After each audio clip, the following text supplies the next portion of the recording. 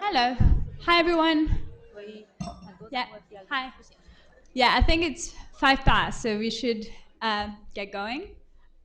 So thanks for joining us for this final lecture of the Cutting Edge series for this semester. Um, I. Oh, yeah, sorry. Well, sorry, it's not the final one. There's another one next week. My mistake. Well, I'm Chen Kadi. I'm a PhD student in the International Development Department. My research looks at the globalization of China's internet industry, and I more specifically look at Chinese digital investments in North Africa. My supervisors are Professor James Puzzle and Laura Mann. So I'm really excited about this panel today because it's very much linked to my research. And it's with great pleasure that I welcome our guests for this session on China's Belt and Road Initiative, Development Finance and Investment in Africa. So discussing Chinese financing and investment abroad is particularly timely this year as the Belt and Road Initiative celebrates its 10-year anniversary. Big questions emerge from, China's globalization and its presence in other developing countries. It's important to ask whether Chinese, financing to African countries is a form of debt trap, as we often read on media headlines. But, it's important to ask whether it's more complicated than that. And for you here, postgraduate students in development, it's very important to ask whether China's engagement with Africa is contributing to structural change or not. And I will let our fantastic panel help us answer some of these very important questions. So let me start by introducing our speakers. So I'm going to go from the left to the right. So first, I'm happy to welcome Yunnan Chen. So Yunnan is a research fellow in ODI's Development and Public Finance program. Her work centers on the changing development finance architecture and the role of global China. She holds a specialist interest in the role of Chinese development finance. She was previously working for the China-Africa Initiative at Johns Hopkins University, and she has published widely in academic journals and policy briefings. Next to her, we have Dr. Weiwei Chen. So Weiwei is a postdoctoral researcher at the Open University. Weiwei's academic interests include the globalization of Chinese firms and Chinese private foreign direct investment in sub-Saharan Africa. She has been conducting fieldwork in both Angola and Ethiopia since 2015. And she surveyed an impressive range of Chinese firms in light manufacturing, but also in the construction sector. She holds a PhD from SOAS, and her research outputs have been disseminated in several policy and academic publications. Last but not least, there's Dr. Keyu Jin, who's an associate professor of economics at the LSE. She researches and teaches international macroeconomics and the Chinese economy. She is the author of the New China Playbook, Beyond Socialism and Capitalism. And her academic papers have been published in top economic journals such as the American Economic Review. She previously sat on the editorial board of the Review of Economic Studies and is currently an academic member of the policy think tank China Finance 40. Jin has a PhD from Harvard University and has previously taught at Yale, Berkeley, and Tsinghua University. Okay, I will stop here. And without further ado, I will ask Yunnan to kick things off.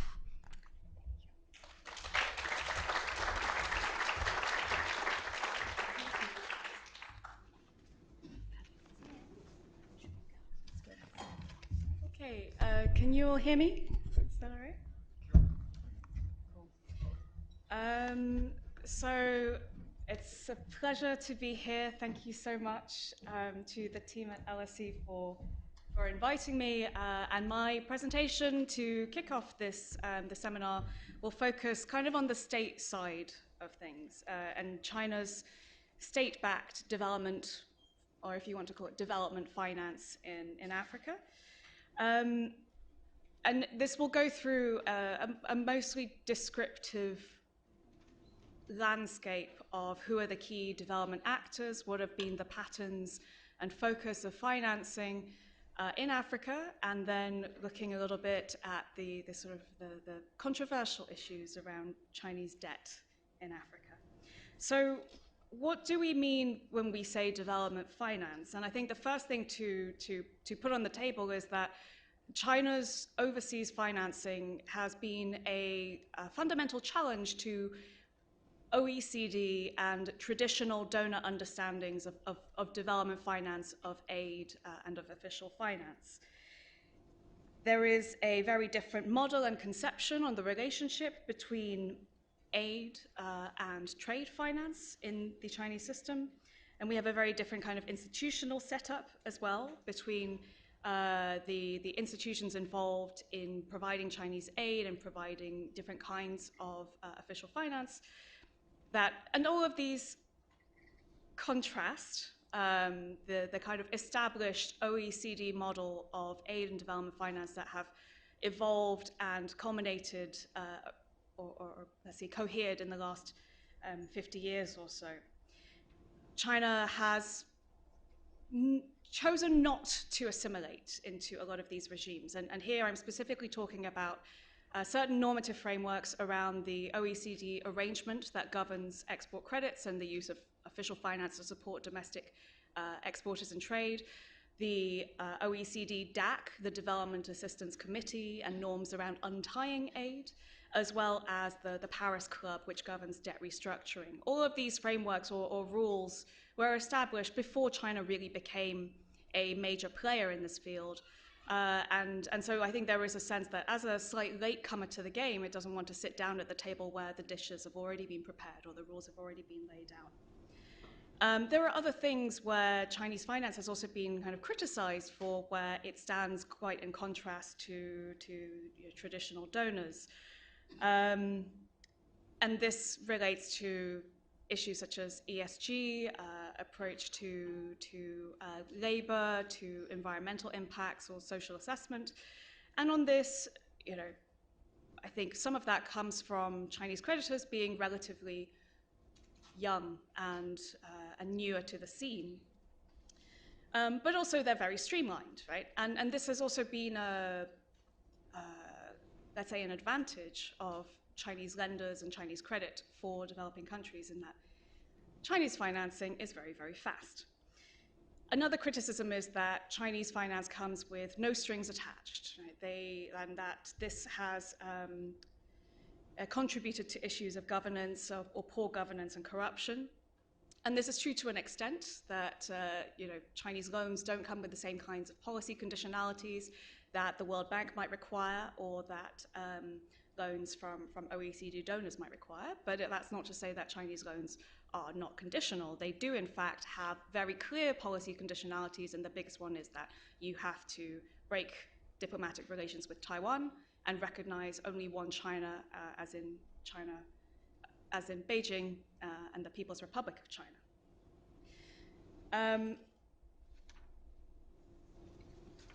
Moving on, I'm going to pull a slightly complicated-looking diagram that shows the sort of the spectrum of actors and institutions involved in China's overseas finance via the Belt and Road Initiative and beyond that. Whereas, for example, pre-merger, UK aid primarily came from one single development agency. At that time it was DFID, now it's FCDO. China's overseas aid and finance is spread over a much broader range of institutions, both political actors and financial institutions. And so, all of these fall under the governance of the top level of leadership, under the State Council and the Foreign Affairs Committee. And then at the bottom, where it goes is to support contractors, project owners on the ground. And there are different kinds of financial instruments, right, that we're talking about. So when we talk about Chinese aid, this is really a very, very small subset of total official finance. And this comprises of zero interest loans, grants, which usually involve in-kind donations, and the biggest bulk of this are concessional loans, which come from China Exim Bank. You have what would be classified as other official finance in OECD terms, which is financing that comes from an official institution but is not concessional. And the two major providers of official finance are the two policy banks, Exim Bank in the middle and CDB. And then you have commercial finance, which come from CDB, which provides loans only at commercial rates, as well as relatively newer players in the Belt and Road Initiative, such as ICBC or Bank of China, which are two of what are called the big four, state-owned but commercial banking institutions. Of these, the ones that you'll probably have heard of or seen the most are China Exim Bank and CDB. China Exim Bank is the, let's say, more state-adjacent institution. It's the most clear kind of policy bank. It is the provider of, and the sole provider of concessional loans, so it has a direct funding relationship from China's foreign aid budget. It's also been the one that's been the public face of Chinese debt renegotiations in the ongoing G20 common framework. And it's also been the one that's most active in the African continent. CDB, meanwhile, is a little bit more of a hybrid institution. It is technically a policy bank, but seems to behave a lot more as a commercial lender. And it's the one that's been more active in Latin America. And then to the right and the far right, something that I've been working on as well is the role of Sinosure, which is less visible than the others, but it is also an export credit agency, and it's the one that's responsible for ensuring or underwriting a lot of these commercial transactions overseas. And Sinosure has been quite critical in a lot of the major flagship Belt and Road Initiative projects. So when we dive into the patterns of China's lending in Africa, you'll see that Africa is not a monolith in terms of Chinese interests, and in fact is extremely concentrated in a small number of countries. Primarily Angola, and this is a long relationship, and I know Weiwei is going to talk about this in a lot more detail. Angola has been the largest recipient of Chinese loans, a lot of which date back into the early 2000s, where Chinese lending was instrumental in the post-civil conflict reconstruction of Angolan infrastructure. Angola was also a very important trade partner in supplying oil and as a commodity exporter to China in that period. But after Angola, you also have other non-resource exporters, Ethiopia, Kenya, for example, who have also been major recipients of Chinese lending, particularly in hard economic infrastructure sectors. And as you can see on the right, energy and transport are the two biggest sectors in terms of projects that have received Chinese lending.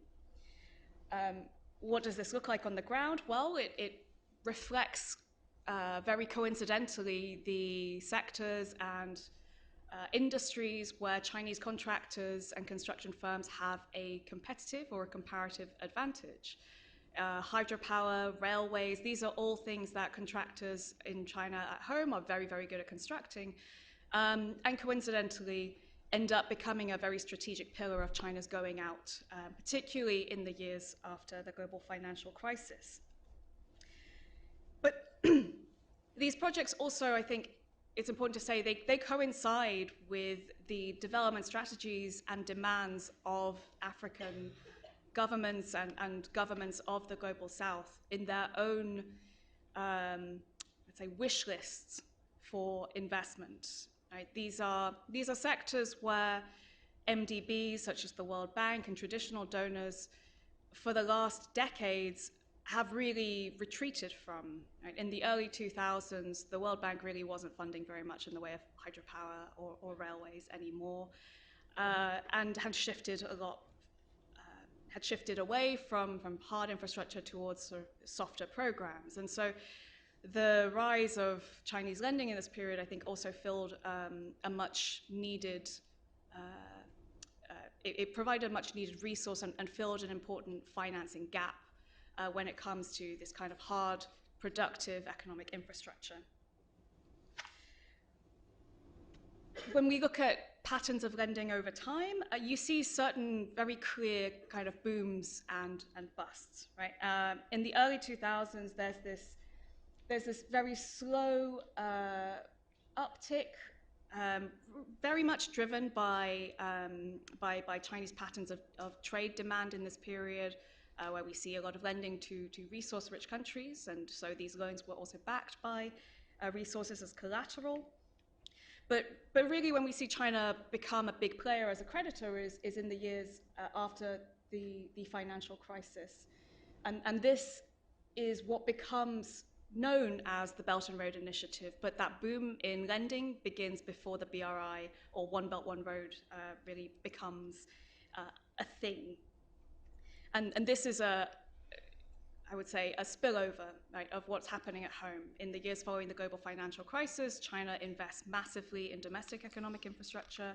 You have a huge stimulus to support hard industries, heavy industries.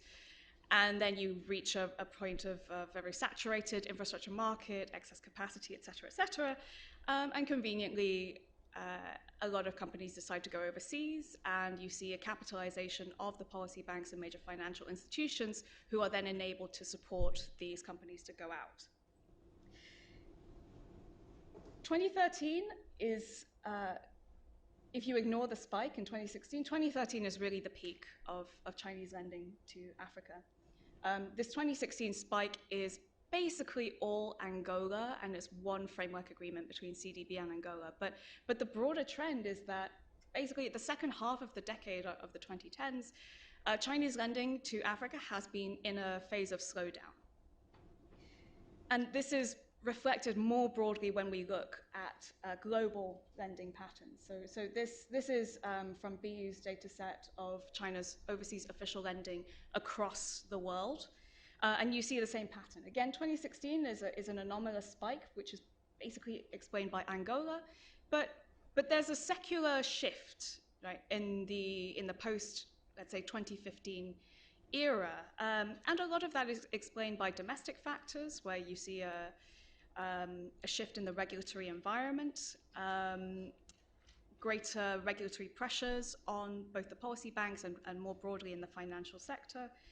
You also see a lot more international backlash and criticism of the BRI, and a lot of the projects that were initiated in that early phase of exuberance start to come online and start to face a lot more kind of teething problems. And there's a little bit of a shift in narrative, particularly after COVID.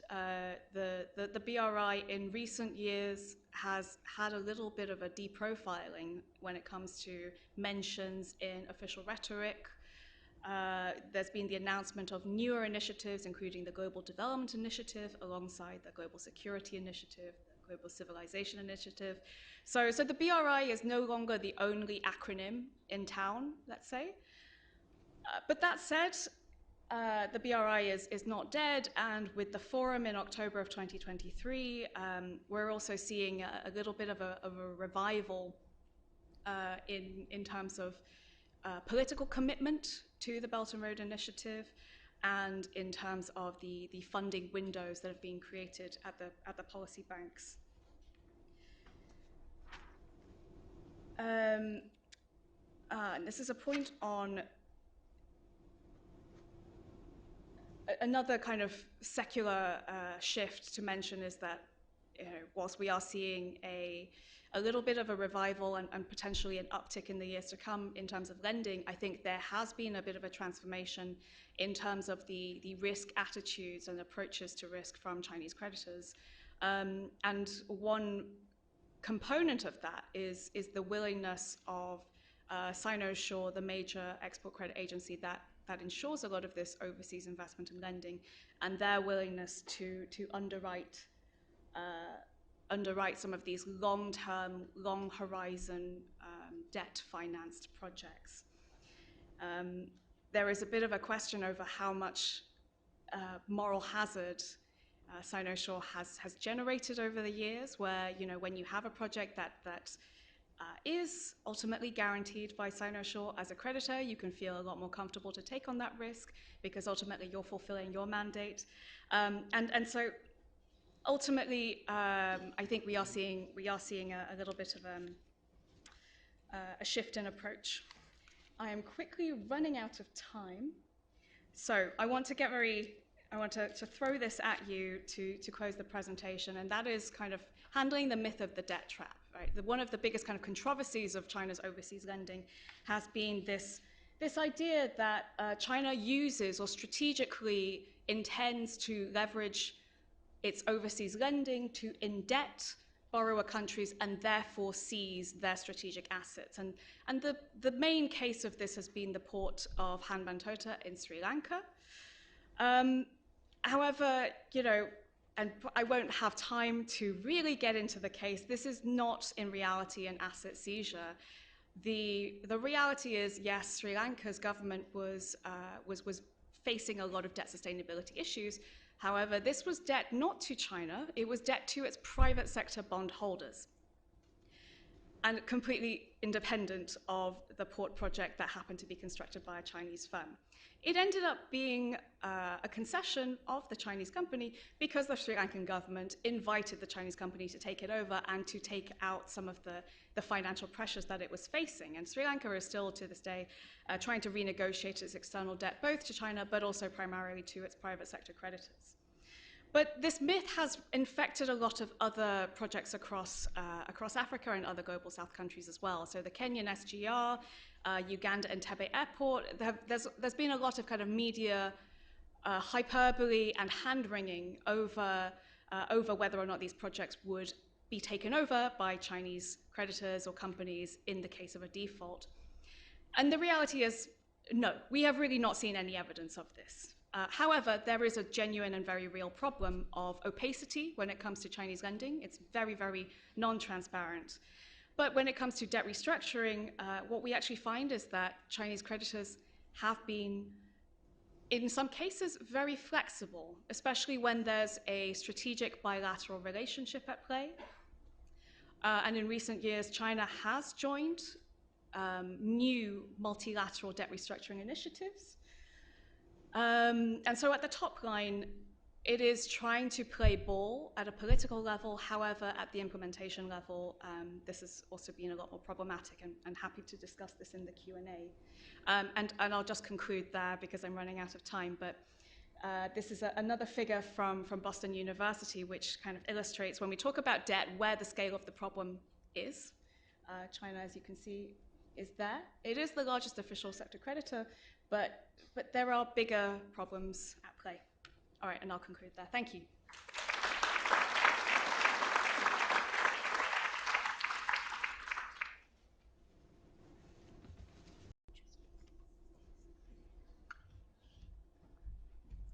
Yep. Hello, everyone. It's my pleasure to be presented here.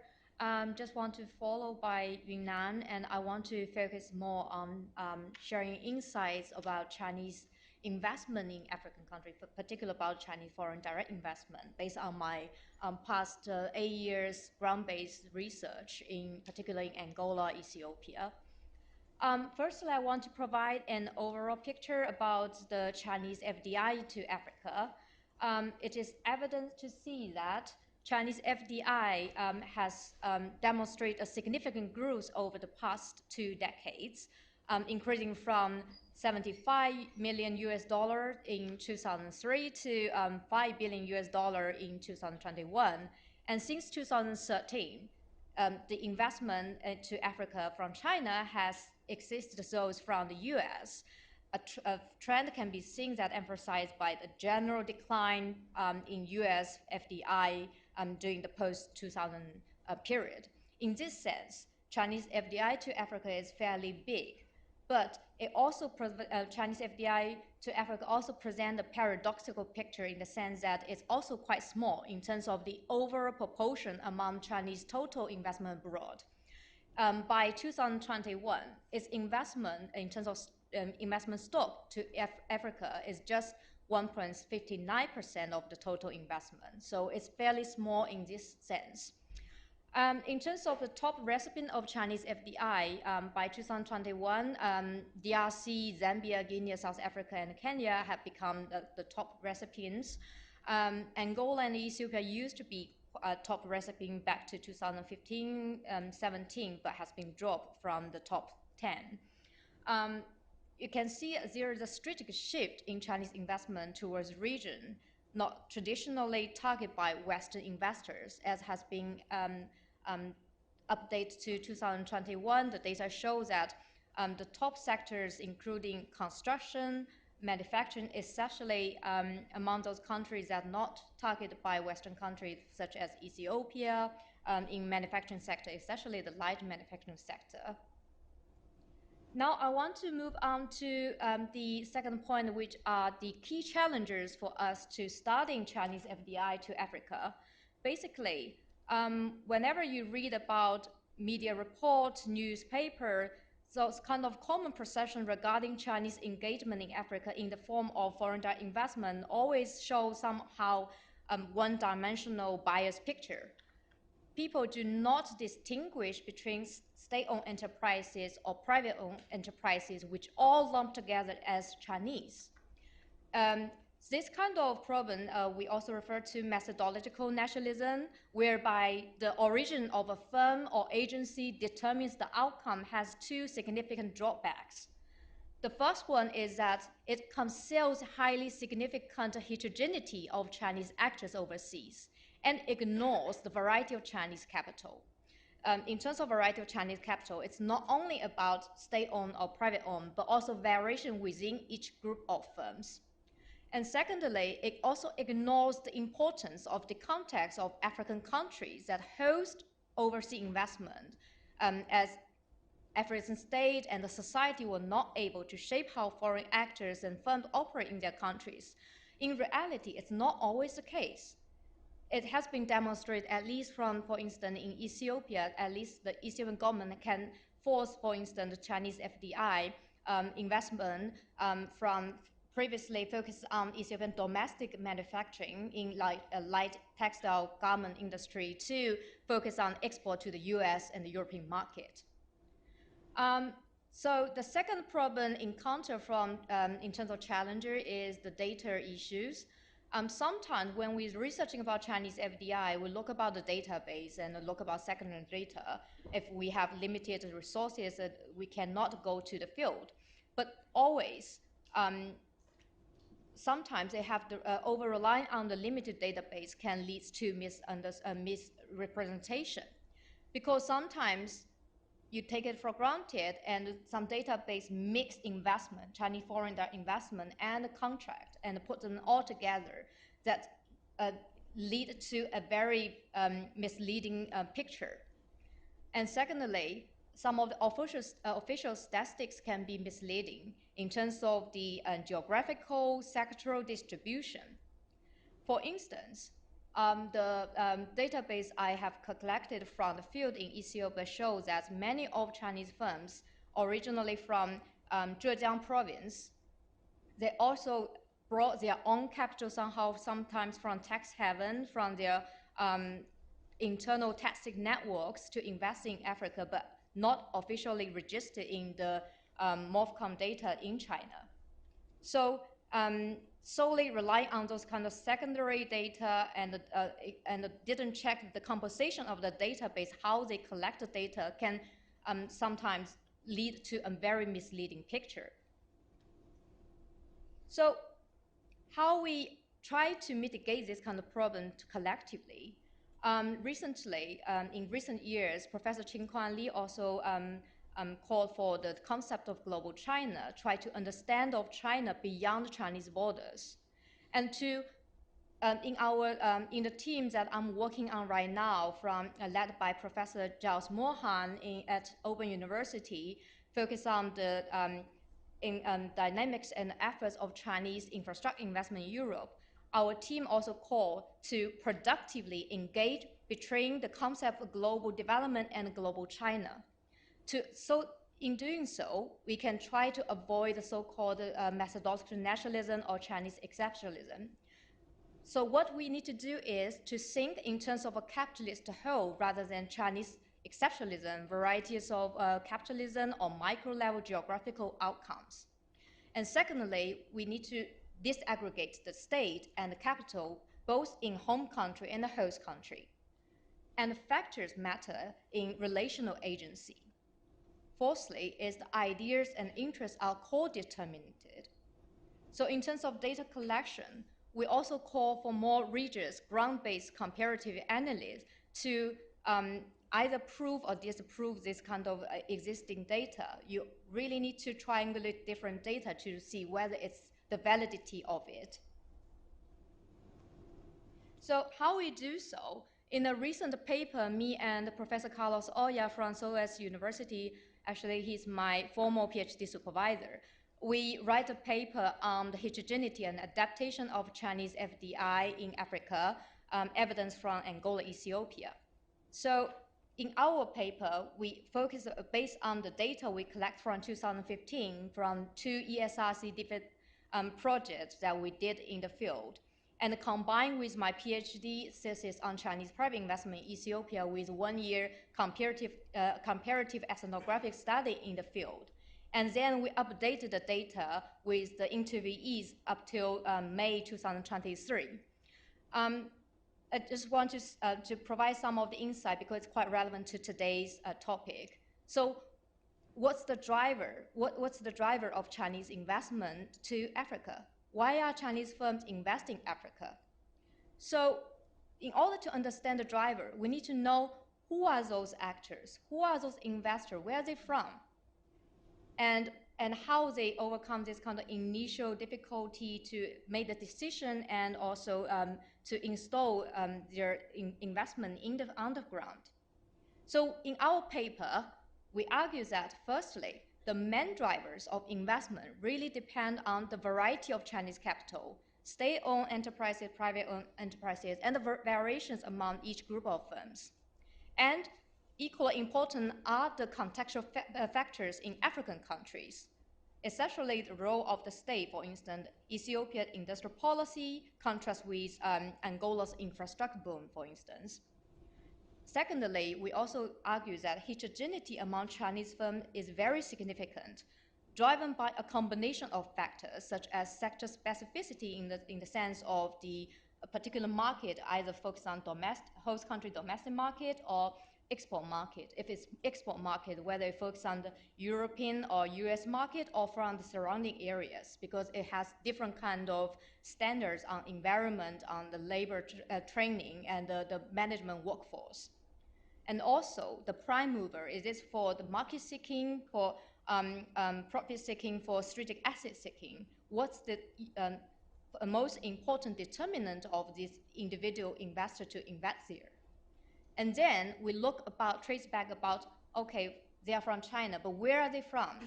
Some of firms, for instance, in Ethiopia, we identified the majority in terms of total number. Majority firms are firstly from Zhejiang province, then Jiangsu province, and Guangdong province. And they have quite different kind of region-specific development model. Equally important is the Guanxi networks. Guanxi here means a kind of connection relationship. It's combined with personal, business, and social networks, but we also trace about which ties is the most important determinants to drive them to invest in particular sector and market.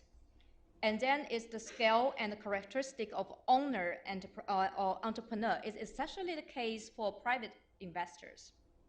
And thirdly, firms tend to adapt to the host country context in Africa, we argue, especially private firms, with grab opportunity as they emerge.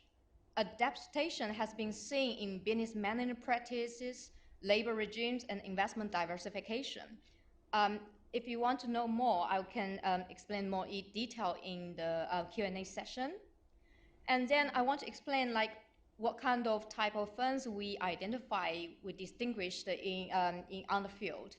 Firstly, is like state-owned enterprises from central level, provincial level, and the municipal level. And we also identify certain kind of funds has mixed ownership enterprises, has certain share of the state from the state, but mainly are private owned. Meanwhile, we also identify diversified business groups. That means certain kind of some firms, they invest in more than 3 industry in host country, has big financial muscle, can maneuver the time. Even for instance, in Angola, they encountered the commodity crisis. Those kind of firms able to being resilient to act those kind of shifting conditions and continue their businesses. And additionally, we also examine large, medium private manufacturing firms connect to global production networks, such as those in Ethiopia, particularly before the COVID pandemic, as well as medium, small private firms and those kind of translocal who seek local market opportunities. So by highlighting these distinctions, we illustrate the differences in driver among those different type of firms and create a typology accordingly in Angola, Ethiopia's manufacturing and construction sector, and use the push and the pull framework to explore, okay, what are the key drivers of different type of firms investment in Angola, Ethiopia, with a focus on sector-specific factor both within and between sectors. So, for example, in Ethiopia, we identified that manufacturing sector ranked number 1, followed by construction, real estate, machinery leasing, and consultancy. Why construction was not the first one? Because majority of the construction was through the contracts rather than foreign direct investments. And sometimes we often mix them together and think, oh, they all Chinese investment, which is wrong when you really check on the ground. And in Angola, the majority FDI, unsurprisingly, was directed toward the oil sector. According to Wanda, manufacturing ranks 3rd among non-oil investment, followed by trade and construction. And the manufacturing sector in Angola and Ethiopia has shown quite distinct differences, resulting in significant variation among firms we sample. For instance, in Angola, the translocal are more prevalent in construction in all the sectors we sampled, but it's not the case in Ethiopia because the government of Ethiopia has really strict produced really strict restriction to foreign investors in particular industry. For instance, they only allowed firms invest since 2017 to focus on the export market in the light manufacturing industry.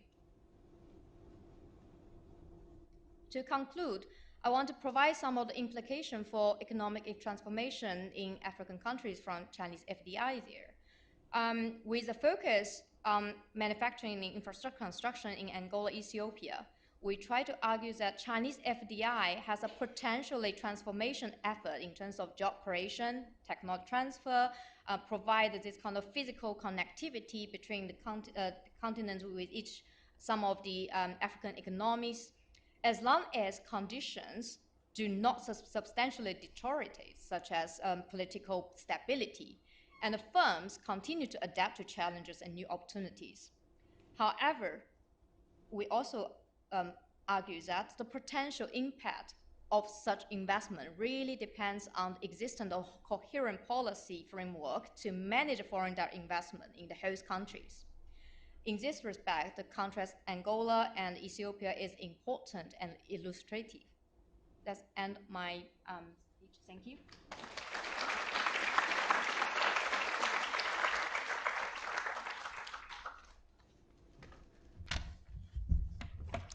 Okay, thank you. I will not be using slides, but I've benefited greatly from 2 real experts on Belt and Road. So I'm going to come from a slightly different angle, first and foremost from the role as a macroeconomist, which is my field of expertise. If we think about it for the first instance, why China does investment outside of China. let's go back to the basic equation, which is savings minus investment, and that's equal to the current account, right? And as we've all known, China has ran a huge current account surplus, trade surplus. But what it does tell you is that if China saves more than it can possibly invest domestically, then that difference is capital flows abroad. Okay?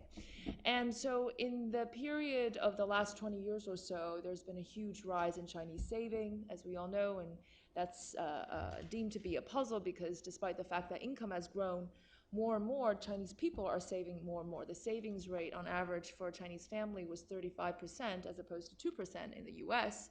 And recently during the pandemic, it was as high as 50%. So as long as they save a lot, and that's driven by a number of structural factors, which we won't go into today, and they can't invest all domestically, that difference has to be exported abroad. And that's why we're seeing a substantial amount of net capital flows outside of China. And where do they go? Well, they go out all around the world, despite the hype about Belt and Road, and we've seen the numbers. Only less than 5% was going into countries like Africa. A lot of it actually came to the UK, to Europe, even Heathrow Airport, I think, is partly funded by China. Now, we've got to also ask the question, how much of that will continue, right?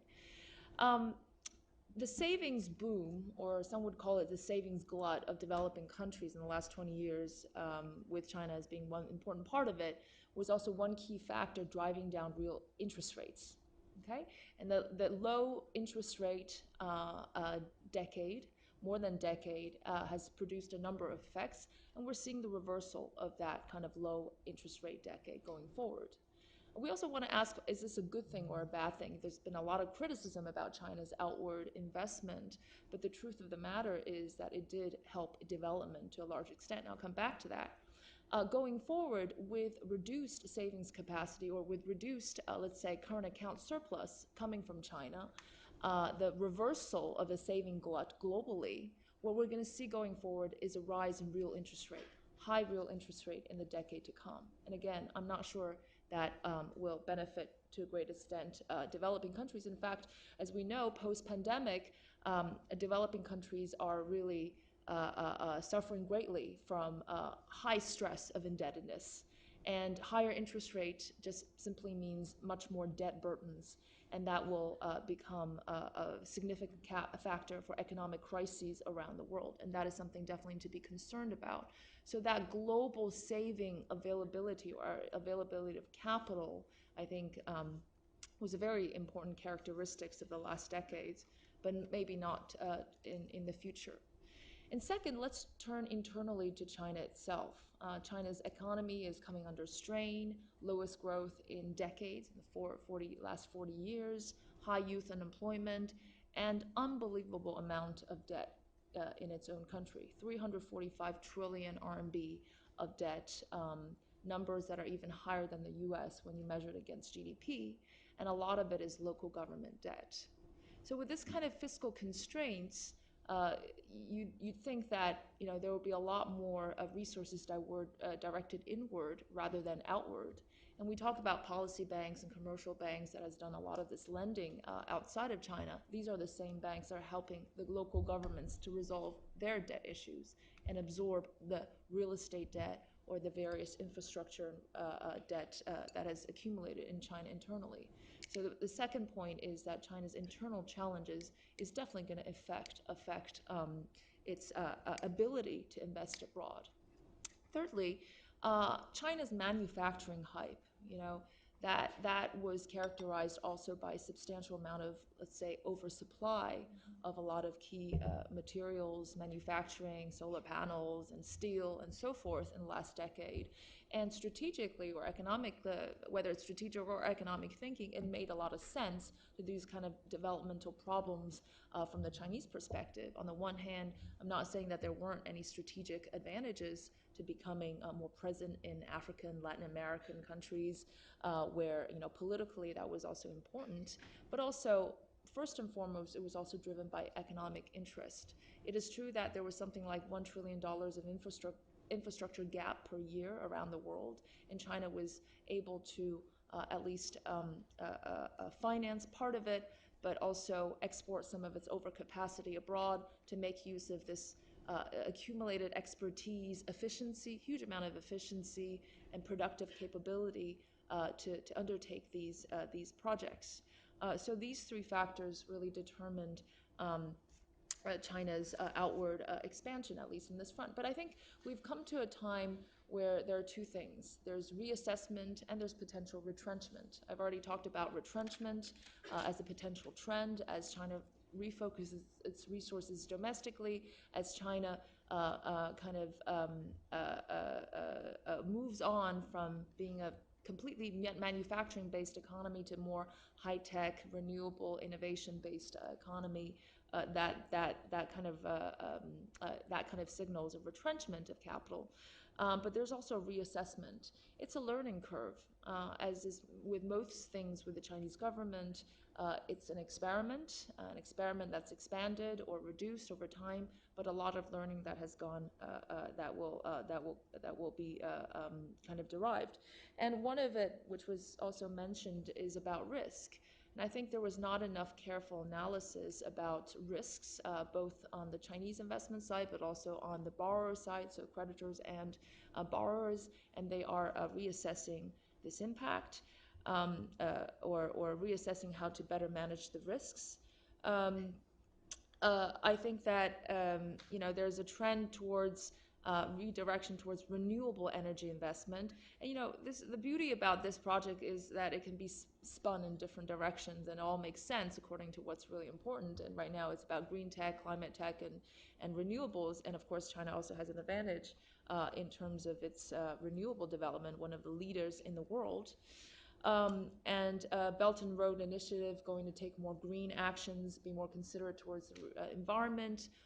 Again, in the recent kind of gathering convention, there was an emphasis on how to deal with corruption and how to deal with more corrupt economies, and all of that is part of the learning curve. There's a new emphasis on smaller projects. Small but beautiful is the kind of slogan for Belt and Road. And if you look at systematic evidence on data, of course, these two are the experts here, but from what I've read, there is an improvement in terms of the quality of investment, in terms of the kind of projects they engage in, the kind of countries they can engage in terms of the corruption index, improving along those lines, and also a shift from working with the state actors to moving towards working with the private sector. So all that has changed significantly over the last 10 years, but has not met with the warranted kind of attention and acknowledgement that these things have changed. Then there are the positive externalities, right? Just taking Africa alone, when you're talking about 10,000 kilometers of railway, 100,000 kilometers of highway, more than 1,000 bridges, 100 ports, along with power plants, hospitals, and schools, these are really significant things for development. And here I'm just mentioning a few, not to mention the renewables and hydropower plants and all these things for water and electricity, and the fact that according to data, we've seen that this is not just concentrated on resources, but on broad services, manufacturing, and finance, and real estate. So a broad representation of sectors. It's totally misrepresented in the headline news as if it's only a one-way street. And in this day and age, you don't sign up for one-way returns, but it's a potentially mutually beneficial project, with a caveat that some of the risks might be underestimated. In fact, in Sri Lanka, we talked about this case, but Sri Lanka had a terrible COVID crisis with the lack of tourism, and its internal economic challenges was one really important reason why some of these, and overall indebtedness was a driver behind some of these episodes. It's also fair to say that when you work with African nations, it's not possible to take care of the entire economic ecosystem. Yes, you build roads and highways, but who provides the jobs and broadly speaking, right? Some of the African people would say, yes, we have great roads and highways, but we don't have the jobs. We don't have food on our table. And it's not really necessarily. Yes, these kind of projects provide certain kind of jobs, but the economy has to get going. before this infrastructure can be fully maximized to its potential. But at the same time, China's own experience is that this kind of infrastructure network really also enabled China to grow much faster because of the connectivity. And we've seen China has the most efficient global supply chain in the world, and a lot of it has to do with this great infrastructure. But it's a chicken and egg problem, and China won't be able to help to solve some of the general economic developmental questions, problems for these countries. Um, so, it's also, so coming back to the debt issue, China accounts for 17% of Africa's total external debt, right? And that's significantly lower than Western countries. We've seen some of these numbers in the previous presentations. Um, Most of the loans provide funds for African countries to build infrastructure, promote economic growth through trade, and filling some of the financing gap that Western countries have often been unwilling to address. And the majority of the lending, so let's say a study released by the UK in July revealed that African countries owe 3 times more to Western private lending institutions than they do to China. The majority of external debt owed by emerging markets is to Western institutions, financial institutions. And we've seen throughout history, right, sovereign debt crises, um, repeated cycles, serial defaults. That had nothing to do with China's arrival. It was in the last, as long as capital markets were internationalized since the 1990s, there have been these crises throughout history in virtually all emerging markets and developing countries. And again, that had nothing to do with China's arrival. So these are driven by a variety of factors that are primarily internal rather than externally driven. So we have to keep that in mind. At the same time, I think it's also part of the learning curve as to how to be a creditor to emerging countries.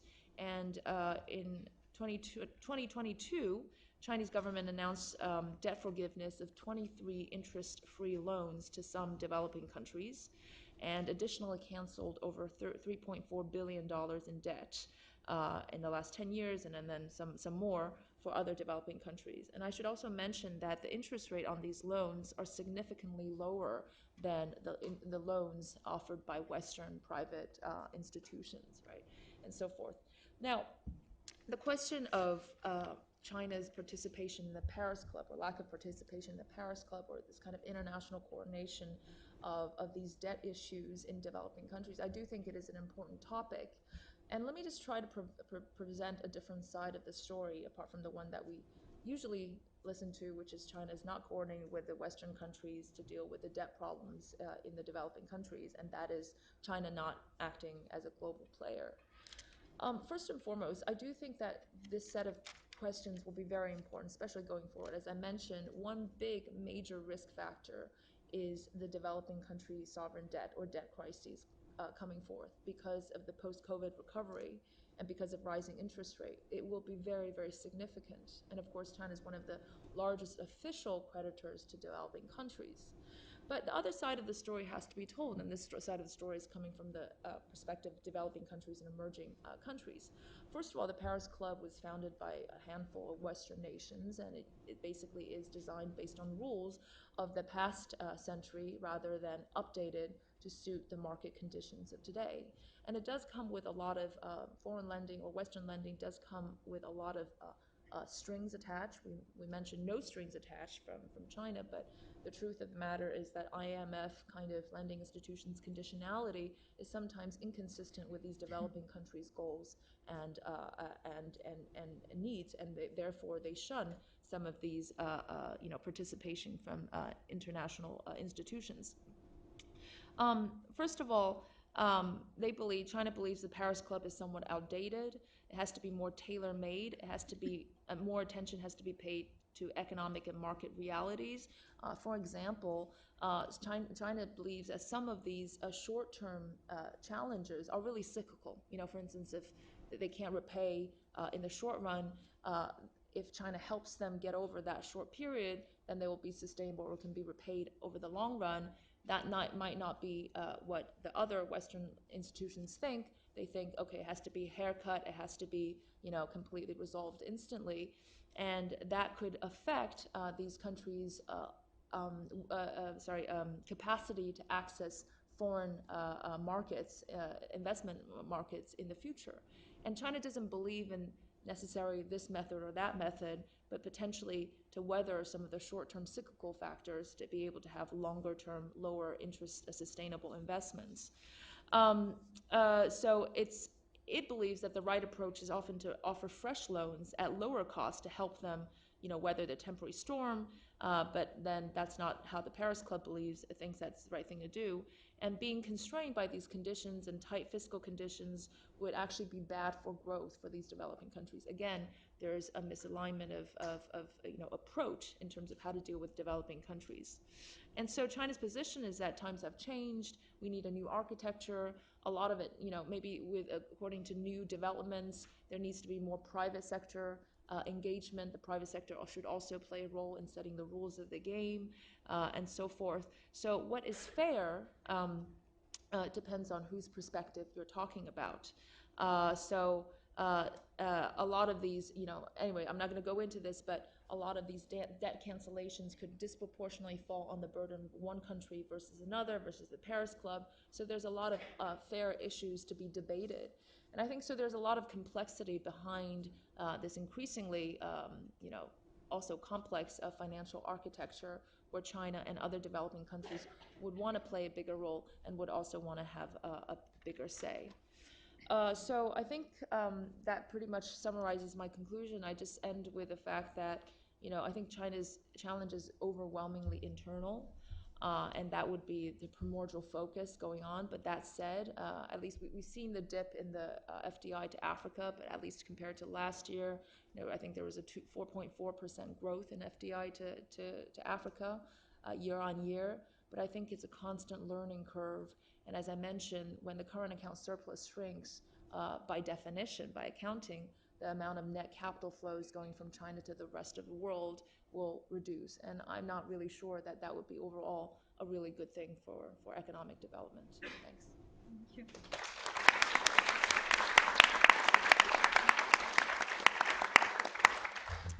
Excellent. Thank you so much for this genuinely fascinating set of presentations. I'm sure that it gave rise to a lot of questions in the audience. So yeah, we have about an hour for questions. So who wants to start? I see, yeah, lots of hands up. Okay, maybe we should take 3 questions at once. Let's start with the gentleman here, and then you and you. Yeah.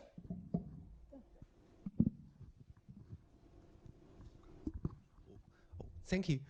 My question is to Professor Jin about the Chinese economy.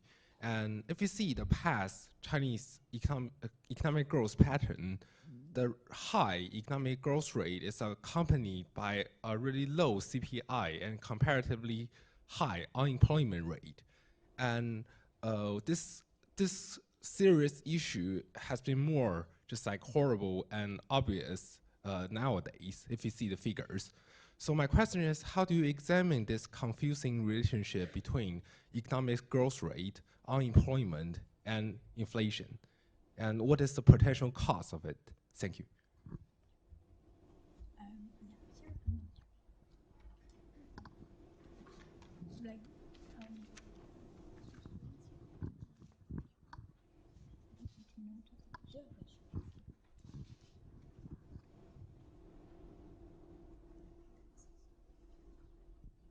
Hello, thank you for your interesting talk. My question is about how China's engagement in Africa differs from its engagement in Central Asia and the Middle East. Are there any key areas of contrast or overarching similarities in China's approaches to these regions? Hi there. I've just got a general question to all of you about the strings attached to China's foreign investment. So it seems that in general it's less strings attached, less ideological and political conditionalities. Is this a good thing in that it gives countries more policy space and freedom to do things on their own terms? Or should things like democratic governance be required? Mm-hmm. Maybe one final question for this round. Thank you so much. I'm a tuning scholar from Kazakhstan. My name is Rafael. I have a quick question. So, considering the geopolitical escalation and the savings rates in China, to what extent China is trying to diversify and stay away from buying US debt, and to what extent the exodus of China from European and American markets, I mean technological exodus like Huawei, and China is trying to support its domestic manufacturing in developing countries. In the Financial Times, there was an article that said that the exports, that the Chinese export to developing countries now are higher than to the developed markets. Thank you. Should we start answering? Okay. So on the Chinese economy, I'm not sure there's a contradiction here in the sense that it's suffering from a severe lack of demand. So when you have lack of demand, inflation is relatively low, potentially deflationary, and then also, high unemployment and low growth. And that's what the situation is today. The question is, are there policies to get out of this demand trap? And there are, but the question is, why is the government not unleashing a series of Western-style, Keynesian-style, helicopter drafting kind of policies? And that has a lot to do with its own preferences for, or its own conviction that to get people to spend, you need sustainable income growth that is longer term rather than a short term kind of helicopter kind of solution. I'm not sure that's correct, and I'm not sure I agree with that, but that's kind of the thinking, and the fact that you need a massive stimulus to have really any effect on the Chinese economy today. Added to the fact is that they have a lot of fiscal constraints because of the debt, is probably the reason why we're not seeing huge policy. But in terms of the economy itself and low inflation, it's consistent with the fact that, unlike US and Europe, which had a massive stimulus package for households, in China had a very long did not have the rebound spending that you've seen in this part of the world. And then I'll just pick up on kind of the U.S. Debt issue. Can't even read my own handwriting, but I'll try to remember the question. Yes, it's already reduced the purchases of treasuries, as we've seen, and that's actually going to be another reason why we're not going to see low interest rate, a low real interest rate going forward. And of course, if you have higher, a real interest rate, nominal interest rate, obviously will have to be higher as well. We've seen a diversification away from U.S. Treasury debt, and that's significant implications on the global market. Is it intentional? Yes, it is intentional. In some ways, I think lots, they want to diversify away from the dollar, but also diversify in general. Diversification means that. Yeah, let me pass it on to the other. Yeah, I try to answer partially the second question. Actually, I'm not very sure about the Middle East because I haven't done research about it, but I think you really need to look firstly about the whole picture, what the most prominent investment in terms of the different sector. You need to look about sector distribution in the continent, then look about or region, and then look about the geographical distribution of the investment, and then look about what type of Chinese firms are there? Are they state-owned enterprises or in what sector? You have to look about the scale and the sector and within the sector. But I think I have limited knowledge about this, but this is something I think whenever you look about the different region, you first to look about what are the prominent investment in there in terms of sector distribution and the type of them. And the fourth question I can partially answer because I'm doing a research funded by European Research Council right now about Chinese infrastructure investment in Europe. There's a project start from 2020 and focus about the dynamics and efforts of Chinese investment in Europe. Focus on, we select 4 countries, Germany, UK, and Greece, and Hungary. 2 countries when we were selected, it was kind of pro-China, that Greece and Hungary, while another two are kind of holding a neutral position attitude at that time. But slowly you can see that becoming increasingly cold. That was Germany and the UK. When we look about what kind of projects are more prominent in those four countries in terms of infrastructure projects, then we found that in Germany, it's a more high-tech, those kind of investments through merge acquisition. So Chinese investment really have different kind of drivers and modality to invest different countries in European continent, for instance. Like Huawei, Xiaomi, they have been there for a while. And while in UK, it's quite interesting to see these are more brownfield investment. It's more focused about regeneration project, about enterprises zone. One is in London's Royal Albert Dock, and another one in Manchester. It's called Manchester Airport Cities. That's two case studies actually I'm leading. So we'll have the more findings later next year. So it really depends on the different countries' focus and also the host country context, like what's the priority for the host countries, states and the society, and what they have been driven to engage with Chinese investment. In Hungary, it's more like Huawei's logistics center is quite prominent there. And also the BBRIU, the railway project linked to, what's that called? Serbia, sorry. Then another one is in Greece, is a ports investment that is more focused on Piraeus COSCO's investment there. It can be quite significant in terms of this. So it really depends on the context of the different countries. The role of the host country society and the country to manage, shape the foreign direct investment, including Chinese investment there. I guess it's partially answered the question. And the third question, is it possible to refine it? I didn't get it. Yeah, just about whether the kind of lack of strings attached is a good or bad thing. That's very difficult to answer. It's no black and white picture. It really depends. If I'm a frame into like whether Chinese investment lead to this kind of economic transformation in African continents, it really depends, because as I mentioned, it's really relational. It partially Chinese investment going out, partially because it's domestic. Sometimes the challenges they encounter for the overcapacity, the structural transformation, and for light industry, for instance, they have to upgrade, and certain kind of firms, they might encounter that environment standards has been restrained, especially along the coastal areas. That's why they're going out. But partially, it's also dependent on the host country, how they perceive manage those investments.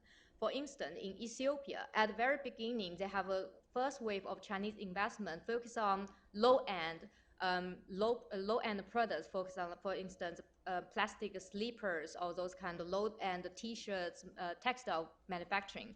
So they seek the profit in Ethiopia domestic market and focus on there. But by 2015 onwards, Ethiopian they also changed their regulation to enforce those Chinese existing investors, to force them to on export market. Otherwise, they won't be able to get US dollar to fueling that manufacturing. In order to do so, some of them have to manufacture and focus on explore the US market and European market.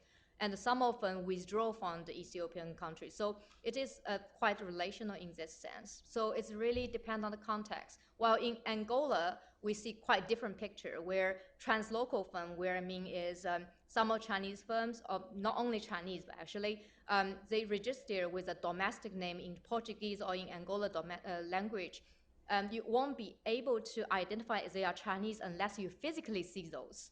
And those are firms, they can engage with different kind of industry that can be very profitable on the ground. That partially because the host country context, because Angola allowed them to do so. It's not like Ethiopia, it's very strict in foreign investment, at least before the COVID time. Yeah.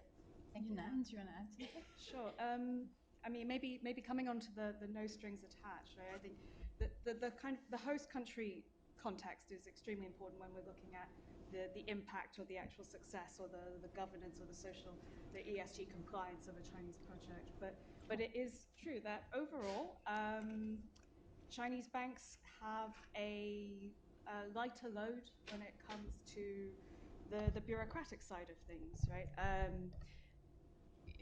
Something that struck me in speaking to a World Bank employee was that these days you don't just have to take into account the ESG requirements of a project. It's not just environment, it's not just social. You also have to take into account human rights issues, gender, right, as another requirement, and now increasingly climate alignment. So something that used to be a 50-page document in terms of the assessments you have to do is now 100 pages. And this is a huge process and a workload, not just for the staff of the financing institution, but also for, imagine a very, very strained Ministry of Finance in a low-income country where you are a very poorly paid civil servant and you may not have the capacity or the expertise to deal with a lot of this. And so this is something where the lighter load of a Chinese loan is actually quite an attractive thing. And then most importantly, I think, as I mentioned, speed is a huge attraction. So in some cases, in certain countries, you may have a project that has alternative competing offers.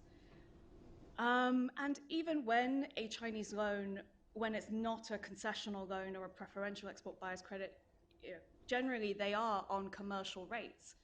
But you may be willing to pay that as a sovereign government because you are looking at your political timeline. If you have an election coming up in 4 years, and you know that Exim Bank loan will come through in 2 years, and you could potentially get that bridge built within that lifespan in time for your next campaign, that makes Chinese finance a lot more attractive than waiting 6 years for the European Union to get its act together and finally approve that project, right?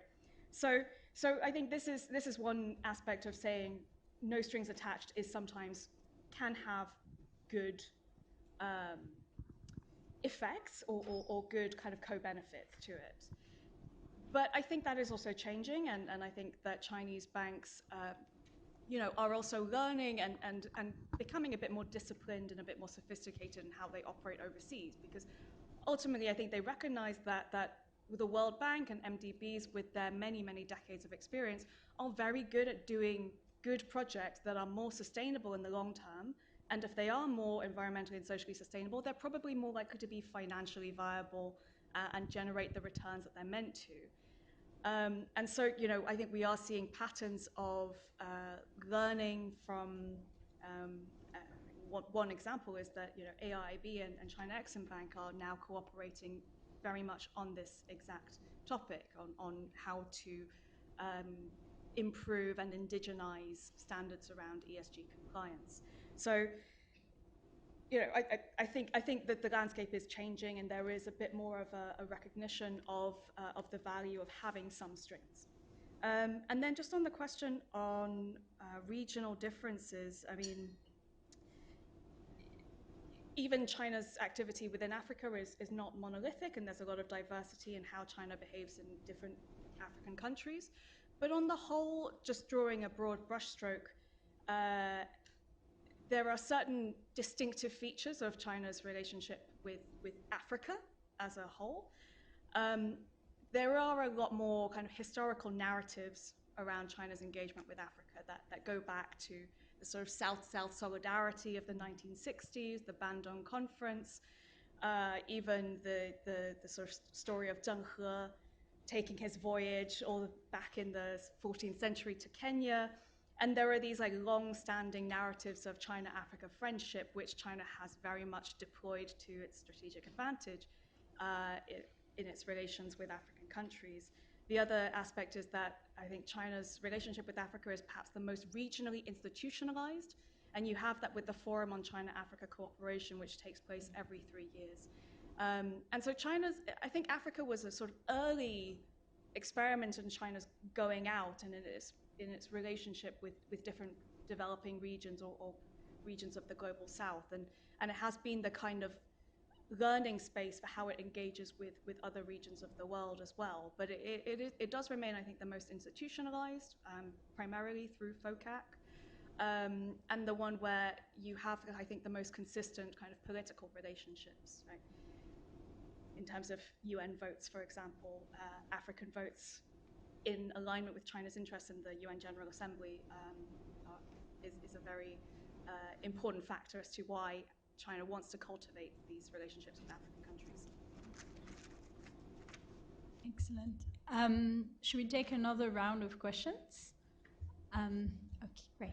So let's take 3 questions at once. Hand up there as well. Oh yeah, the ones upstairs. Yeah, that's true. Yeah, should we start with the lady in the middle with the white hat? Hello, thank you for this wonderful presentation.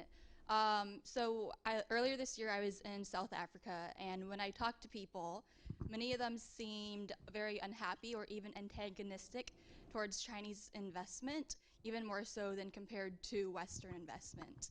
And so why do you think, in terms of people-to-people relations, this is, and do you think this will change in the coming years? Any more questions? Yeah, here. The 2 of you. You can start, and then the person at the back. I have 2 questions. Oh, sorry. Maybe use the microphone. Okay, thank you for your presentation. And I have 2 questions related to the public and private partnership in this topic. And Professor Jin mentioned that the increase of the public and private partnership is cooperation is required. So I wonder, like, if there are any transnational public-private partnership on the BRI, and if it's what is the shared value and shared risk in this kind of project, and how could we balance the shared value and shared risk?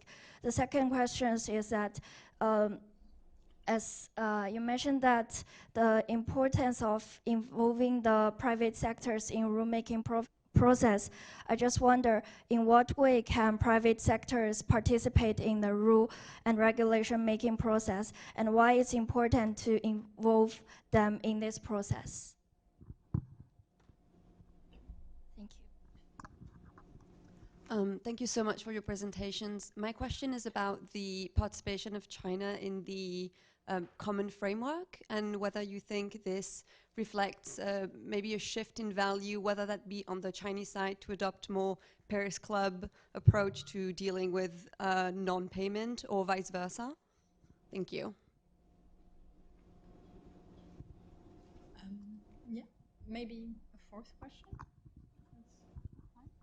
Thank you so much for the presentations. My question is a bit technical. As I was getting into China-Africa development finance, one of the biggest challenges is to distinguish like the different varieties of development finance, as to we have mentioned like different varieties of capital. And I wonder what is the varieties that we need to pay most attention to, and how to distinguish them when we are looking at the data, because they can be quite confusing at times, especially when they're compared to different actors, different, that's my question, yeah, thank you. Great. Yunnan, do you want to start by tackling this Maybe question? I'll go in reverse on the disaggregating different loans. I mean, I know the diagram was a bit of a sprawl, but you can see the kind of the biggest types of loans in that, and you have the ones that are technically aid, which includes 0 interest loans. This is tiny. It's really quite pitiful. And so when China talks about, oh, we cancelled all of these loans, they talk about 0 interest loans, which is less than 5% of the total portfolio. A bigger chunk are concessional loans, which come from China Exim Bank, and these are the ones that will be generally around 2% interest rate. And these are what China calls concessional, right? China doesn't follow OECD DAC measurements of concessionality or their discount rates. So if you apply Western or OECD frameworks to Chinese lending, it ends up being a little bit more fuzzy, but within China's delineation, concessional loans are aid and everything else is not. The biggest, the primary kind of loans from China Exim Bank are the preferential export buyers credits and the export buyers credits. Those are the ones that you see that constitute the sovereign loans to governments and to parastatals. And from CDB, there's a bigger kind of variety of loans that they offer. But all of these, the latter few, these are the commercial loans. They have a LIBOR plus some number of basis points. They are commercially oriented. They generally fund projects that are supposed to deliver some kind of economic return or some kind of stream of revenue to the project owner. And they are not aid. They are not motivated by any kind of altruism. And they are the ones that were, in the previous decade, considered very, very cheap, and now in this current interest rate environment, now becoming a lot more problematic. Coming to the question on debt and China and the common framework. So China joined the G20 DSSI, and this was actually a pretty big moment. It's the first time that it participated in a multilateral debt restructuring framework of any kind. China has historically refused to join the Paris Club. It didn't see itself as a creditor country. It sees itself still as a developing country, and so has resisted kind of joining these established rich world frameworks, right? But it joined the DSSI, and this was quite a momentous occasion. It was something that I think can be explained by some political economy factors of people within the Ministry of Finance who wanted to, I think, present a bit more of an international face, or to show China as a responsible stakeholder to the world. So I think there were some genuine internationalist drivers behind that. What's happened in the kind of interim is that China did join the DSSI, expecting that others would also take part, primarily bondholders, private sector creditors, and MDBs, and those did not. And so there was this kind of sense of, well, we played ball. China ended up being one of the biggest kind of contributors to the debt relief under the DSSI, but there was a sense that we played ball, but the other guys didn't.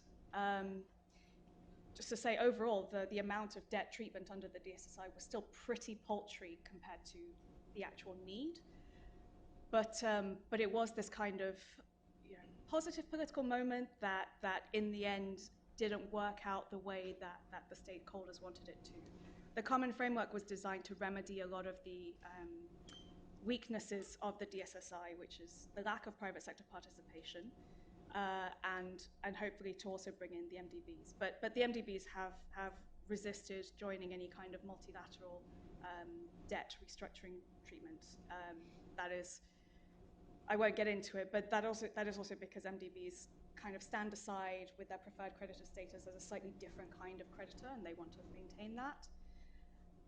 But I think what's important for China is that they want, there's a perception of fairness, right? They want to take part, but they don't want to take on more than their fair share of the debt restructuring that needs to take place, or of the debt relief that needs to take place. And they want Western private creditors, who they perceive as ultimately, based in London and New York, in the global north, as also taking their fair share. And this has led to a very, very politicized, often very geopoliticized in the wake of US-China tensions, and a very, very prolonged process, because ultimately you're trying to develop a completely new kind of framework for something that makes everyone happy, that tries to bring in private sector bondholders, that tries to ensure comparability of treatment between all of these kind of creditors, and based on a document that's, I think, less than 5 pages. Right? That is how long the common framework document is. I guess I probably don't have time to get too far into this, but yeah, I'll stop there. It's going to be a very prolonged process, and ultimately the pain is borne by the borrowing countries. Do you want to add something? Back to the first question, why your friend or someone you met in South Africa not happy, well, it's very difficult, right? But I think I can frame in the way that how to deal with the matter of subjectivity.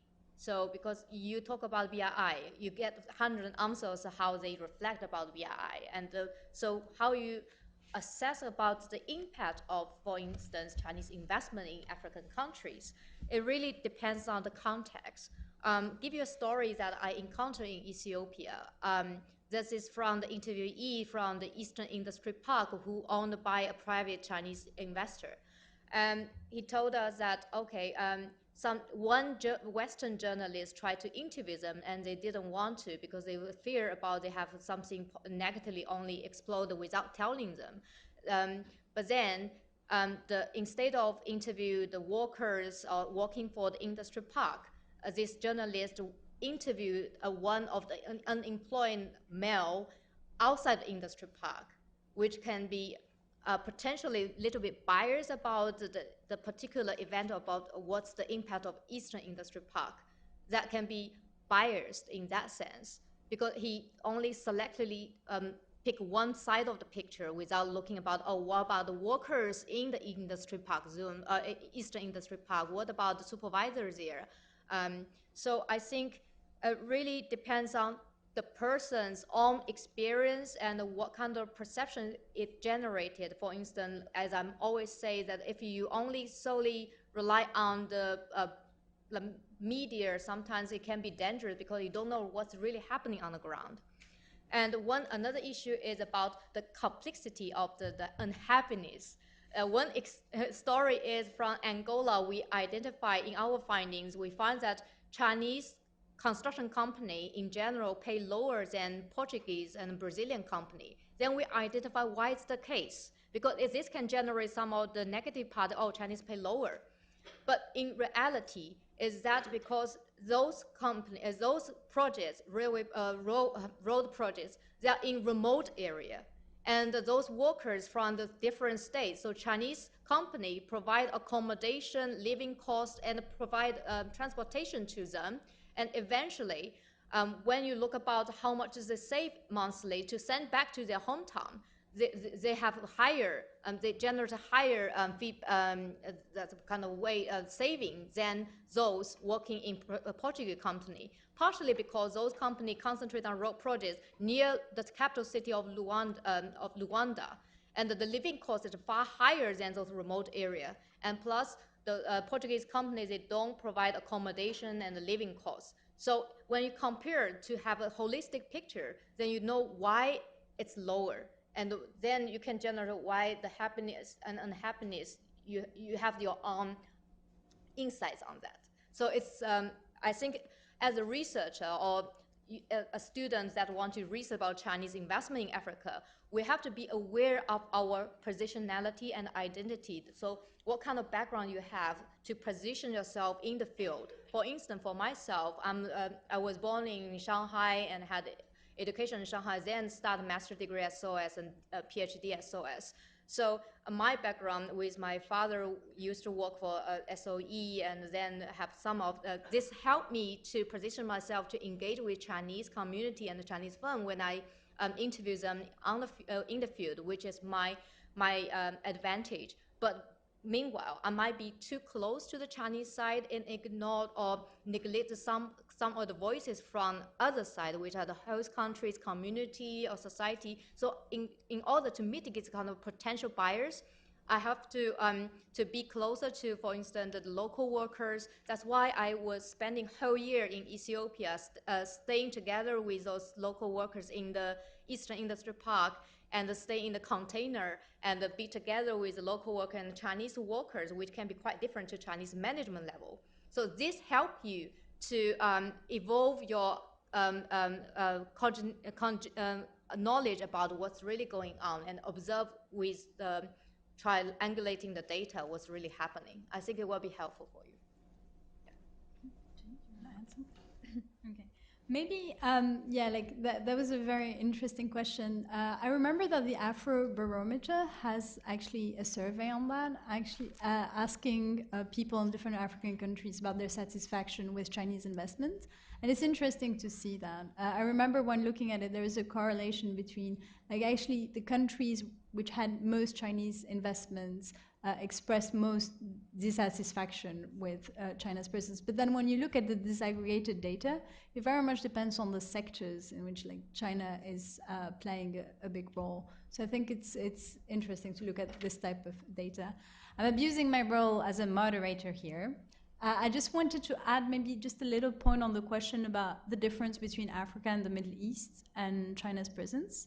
I think it depends very much on, like, the sophistication and diversification of the economy. Because when you look at, like, maybe China's engagement in Iraq in post-construction effort, it's very similar to China's, like, work in some parts of war-torn Ethiopia, for instance. And, like, a lot of Chinese construction firms have got quite lucrative contracts in, like, reconstruction efforts. It's the same in Libya, actually, where Chinese firms are rebuilding some major infrastructure in the country. I think the major difference, and Yunnan is completely right to say that, like, China's engagement with Africa maybe is, like, dates back to, you know, the non-alignment movement and all of that. But since the BRI, we've seen renewed interest of China in the Middle East and North Africa because of its strategic position. And what we see, especially in capital-rich Middle Eastern countries, lots of high-level contracts in the digital sector. So in AI, when you look at the UAE, Saudi, to some extent, like Egypt and, like, the North African countries, there's some high-level contracts being signed in the digital sector. And the interesting thing, I would say, maybe there are different types of Chinese firms engaging with these capital-rich countries compared to maybe poorer and capital-scarce African countries. But yeah, I'm going to stop here. More questions?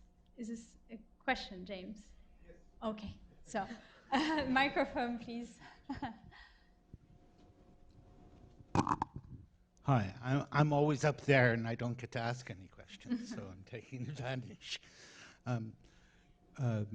Weiwei, this work that you and Carlos Oya have done is really interesting, and you know the work of Yuezhou Yang here, Yang Yuezhou, showing the variety of investors. And I'm just following up a little bit on this as my first question, and that's that there are a lot of small investors, almost family businessmen and businesses operating in Africa. I'm wondering if you've gotten any idea of the scale of that, because out of perception going around to various places, we see a lot, you know, an increasing role of small Chinese making their fortunes in this, you know, still land of great opportunity for somebody who wants to take risks. Yeah. So that's one part of this. But the second part follows on this other kind of controversial sort of question, and that's, do you have any perception of how much training Chinese state is doing for investors and Chinese going into Africa? Because as we traveled around doing different research in different countries, we really saw a very bad behavior on the part of Chinese, very racist behavior. And it's not often talked about. And I have raised it in China a number of times, you know, about the kind of, you know, recognition of this there is, because this is really important in the strategic longer term. Yeah. The second question I had is that Ethiopia is rolling back industrial policy. It's unraveling in a great way. So I'm wondering if you have any perception of whether the Chinese investment that's in Ethiopia is going to continue, reproduce itself, or you'll see it drawn down now in this retreat. And if I can be really, I want to ask you a question about China, and that's that there's still a lot of unequal development in China itself, territorially and to its own peripheries. And I'm just wondering what your own take is on the continued investment in internal economic integration right up to China's borders. because there's still a great deal that would need to be done in China. So it's not just about boosting demand with, with consumption, with money for consumption of existing sort of middle class and permanently employed people in China, but it's the investment at the extremities and the frontiers of China. And like microphone to Laura. Another question here. Thank you, guys. Thank you so much for your wonderful presentations. I feel like our students have really benefited from you all, so thank you. I wanted to ask a kind of broader question. I can't remember who brought up Lee's book about global China. I wonder if I can ask all of the speakers to talk a little bit about how this idea of global China might be also applied to other countries that invest in Africa and elsewhere, global the US, global Europe. What does China's and the approach that we take to studying China, what can we learn more broadly about development and the kind of global context, the relationships between what's happening in high-income countries or capital-rich countries and capital-scarce countries? Thanks. Yeah, question. Third question. Thank you. I wanted to just ask you a question about Chinese investment that comes in and how it relates to, or whether there's any relationship with an increase in corruption in, or how it interacts with corruption in African states, and what that does in terms of both impacts on the projects but also impacts on the citizens of those countries. And I guess a broader question, and not in comparison to like Western investments, but just as a standalone sort of thing. And I guess a broader connection to a lot of the projects that are implemented. When we're talking about development or like implementation of these projects, are they mostly in line with like agendas of the elites of that country, or is it going to more broadly like the? So I think these are just some questions, especially considering there aren't so many strings, as we say, or like social and human rights sort of requirements. Should we start answering, please? Should we go in a reverse way with your understanding? Yeah, I'll start with James' question. Of course, look, if you look at the eastern provinces, Beijing, Shanghai, Shenzhen, so forth, it's like a rich country, right? It's South Korea levels. And what's dragging China down is the geographical disparity, which I would say is the most highest source of inequality in China, rather than within cities or, and like in other countries. So that, of course, is the focus. But, the cyclical factors are really important. If you don't take care of the short run, it might well be a long run problem, which is why I'm for the demand kind of stimulus to get it out of the cycle. But in any case, real estate has been the biggest drag on the Chinese economy currently. And all the negative investment in China growth is coming from real estate. So to your question, the way the Chinese government plans to address this going forward is to rapidly expand affordable housing and do what we call 城中村改造, like village, reform. 城中村改造, it's not easy to pronounce in Chinese. Anyways, so that amounts to potentially trillions of RMB next year, which means, increasing investment growth by 5% on the order of that. And so that would go towards more reducing inequality and more opportunities for the middle income. There's all the other projects where you're, attempting to move some of the renewable or new energy sectors into the inland areas, which I think is a very good idea, because that will jumpstart development there. But of course, this will take time. We can't underestimate the endogeneity behind endogenous factors behind, these economic conditions are often not good, and when you put these things there, is it going to be very successful? There was a very interesting study that showed policies rolled around China had very, very different impact, the same policies. And the ones that are more economically productive and efficient had more successful programs as opposed to others. So there's some endogenous factors that we should also take into account.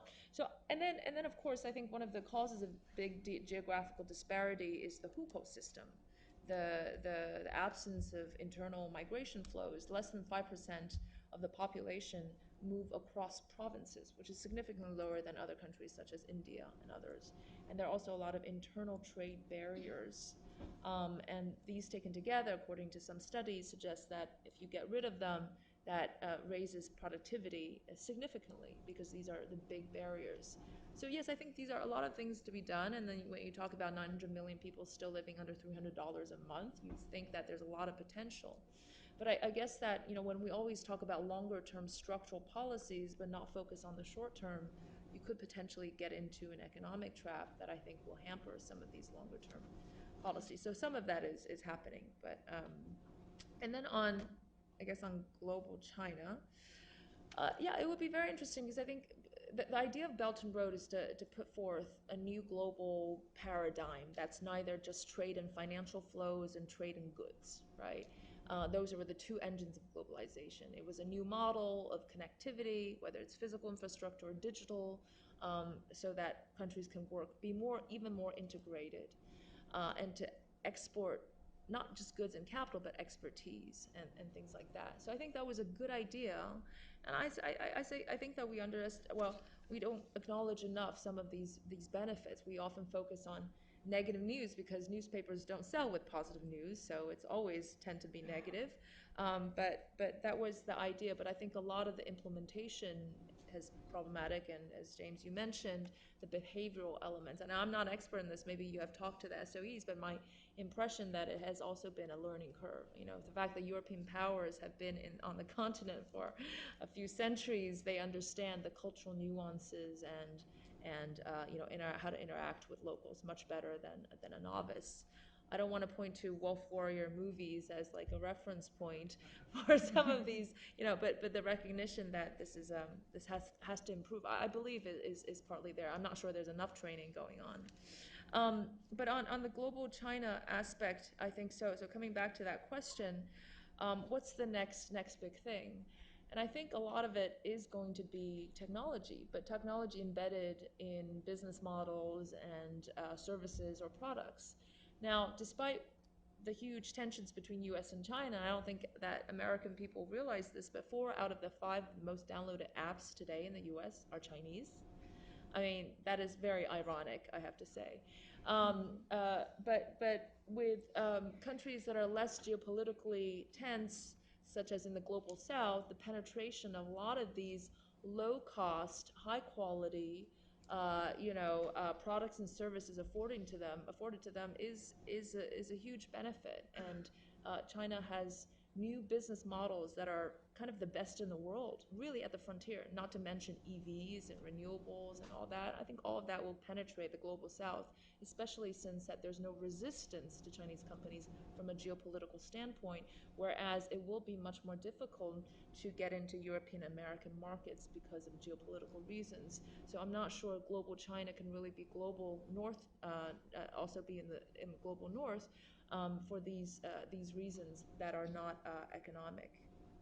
Let me pass on. Okay, I try to answer the third question first. And in terms of corruption, how to deal with it? Well, the first thing, actually, we did some reading recently about the Chinese, the role of the intermediate agency, testing networks, Chinese Guanxi network, to what extent they're different to Western idea of the networks.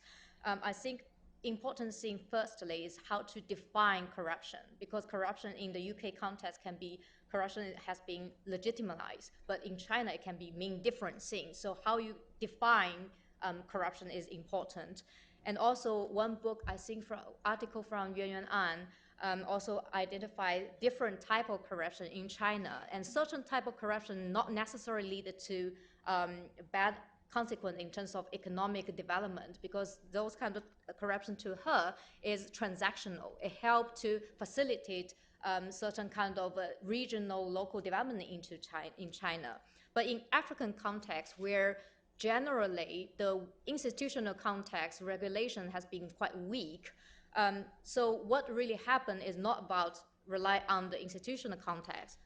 It's really dependent on the actual deal made on the ground, like how you made a deal with one of the key decision making, one of the policy maker in Angola, for instance. Because I have, from our research, we identified actually sometimes Chinese firms, not only Chinese firms, but Chinese firms use that kind of testing network, like the relatives or friends of the key policymaker, and so sponsor them to education in China or whatever, or working for their company to facilitate this kind of thing. So what is important here is not to look about corruption, but it's like how this kind of actual deal made, the process of it, and who was the one to help them, and how it helped. I think this is more important to look about those kind of testing network. I'm also exploring this in the UK case right now. Yeah, will be better to share later on in the publication. Back to the global China, the concept has been called by Professor Qingquan Li to call China beyond the geographical territory. But what we really understand that the concept of global China is put global China as the integrated unit of analysts into the global development. So the rise of China globally in the form of foreign direct investment, trade, or foreign like immigration, or the export of the China standards, what that mean to the world economy, what that means to the remaining of the others. So what we need to understand is put them together, and as our team has called, to productively engage with global China and together with global development. And I think it's interesting to look about different capital emerge from those emerging economies. Because when sometimes we say, oh, what about China compared to global capital in Europe, in UK, in Germany? And sometimes people forgot when they talk about we are the like UK company, but this sometimes they already forgot themselves are global capital. So it's very important with the idea about what does a global China mean. And in one paper I did present 2 weeks ago at LSE, chaired by Yue Zhouyang, and is called for more theoretical, to work really on the theoretical foundation of the concept of global China to engage with global development. This is what we, me and Professor Giles Mohan, our team, has been recently really focusing on. And I think in next year's DSA conference at SOS, we will have a panel particular focus on global China and engage with global development, how to recenter global development with idea, for instance, with the global China. And back to, if I don't forget, yeah, James, your questions. Yeah, I try to be concise, but because with this question, I have hours to answer. So really depend on, I think the small medium enterprise really depend on the sector and also the different country context. For instance, in Angola, what we identify as small medium enterprises more focused on different diversified sector, because Angolan host country, they didn't really restrict about those kind of industry. While in Ethiopia, it's more focused on light manufacturing sector and the building material sector, which has been aligned with their industrial policy of export-oriented, made in Ethiopia, and also the industrial development since 2004 onwards. So this can be quite different. And interestingly, we also identify in Angola, actually, they have more translocals, where in Ethiopia, they have more small, medium enterprises firms. In my PhD thesis, we identify, like, in terms of capital, comparatively capital-intensive firms in light manufacturing and building material sectors are more from Jiangsu province, where those kind of family-owned, those kind of owner-operated firms are more concentrated from Zhejiang province. In terms of the number of Chinese firms, Zhejiang ranked #1. But in terms of the capital and the number of employment, Jiangsu ranked #1.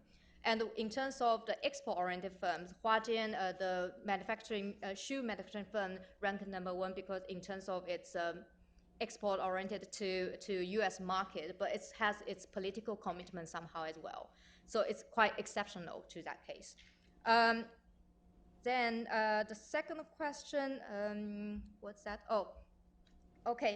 I think for the consequence of Ethiopia's Chinese investment in Ethiopia, particularly in manufacturing since in recent years, actually I'm a bit sad about that. But they have a different kind of factors. That's why some of the Chinese firms withdraw, etc., from private sector, partially because of the ongoing civil war and the domestic politics has been intrigued for a long time in Ethiopia. This has been concerned, especially in different regions. Certain region has more negative consequence, and force those firms have to withdraw. But also a coincident with the outbreak of COVID-19 and also the withdrawal of AGOA. This has a huge impact on export-oriented firms because without this, they can't export to the U.S. market. But in our research, especially we update the data up to May 2023, we also show actually Chinese private firms also quite resilient in terms of this kind of shifting condition. Because instead of many firms still there, because of the Ethiopian government also be flexible, adapted to this kind of condition, and let those firms previously focus on export to product in domestic market. This is a temporary strategy, but in order to attract more Chinese investment and focus more on their long-term industrialization, I think the Ethiopian government has to commit to their investment, to shape those investments to be more qualitative, to be focused on high end. Also, yeah, that's what I think. Did I answer the question? Yeah, I think I forgot something. Like, we'll go for great. Okay. Yunnan, do you want to add a final point? Sure, just a couple of quick points. I mean, one on the question around projects and hinting at issues of corruption. I think you have to look at the kind of incentive structures at play for a lot of Chinese contractors who go out to Africa and global South countries. They're there to make money and they want to win contracts. Helpfully, they have state-owned financial institutions whose mandate is also to help them make money and to sell Chinese goods, services, and technologies overseas. So this is kind of what I was trying to get at in the discussion on moral hazard. In a lot of these infrastructure projects, in many cases, they're led by the contractor, right? It's an SOE who goes, they build up a good relationship or a rapport with the Department of Transport or with a certain ministry, or even with at the presidential level, and they try to fulfill the infrastructure wish lists of the host country.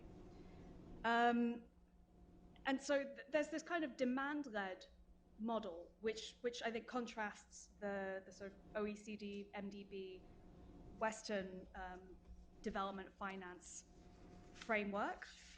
You know, it's something that I think is good in many ways for the policy space, for the agency of host countries in Africa and elsewhere, but also comes with some issues, and there's been studies by researchers at AData, I think, where they find when you take an econometric analysis, you do find a slight predisposition of Chinese projects to be located in the birth regions of the political leader.